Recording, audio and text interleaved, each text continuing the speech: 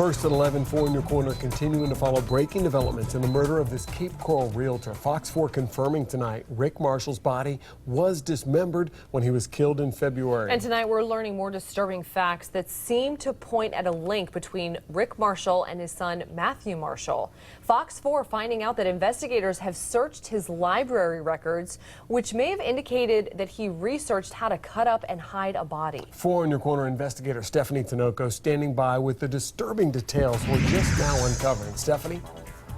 Patrick and Amy, as of now, Matthew Marshall is not charged in his father's murder, but it's now clear investigators are looking at several things that might link him to the killing. First, let's tell you why we have this mugshot. He got arrested on a fraud charge of using his dad's credit card. So for now, he's in the Lee County Jail on that charge. The torso of Matthew's father, Rick, was found dismembered in the woods not far from his condo in February. 1 month later, Rick Marshall's legs were found in a suitcase in a Cape Coral canal. Now tonight, we now have court documents that say investigators believe whoever murdered and dismembered Rick was experienced and needed to research the skills to do it.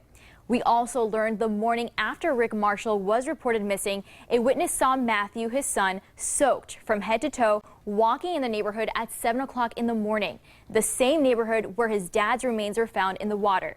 Now, 3 days later, detectives asked Matthew about the wet walk. He told them he had a bad memory. Now, a friend of Rick Marshall says the father feared his son, and the friend is also saying Rick was afraid he'd be strangled and dumped in a nearby canal.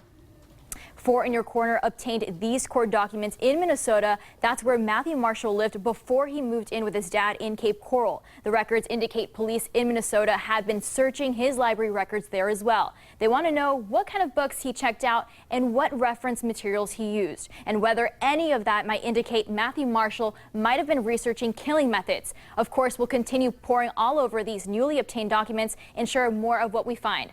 Live in the studio, Stephanie Tinoco, Fox 4 in your corner.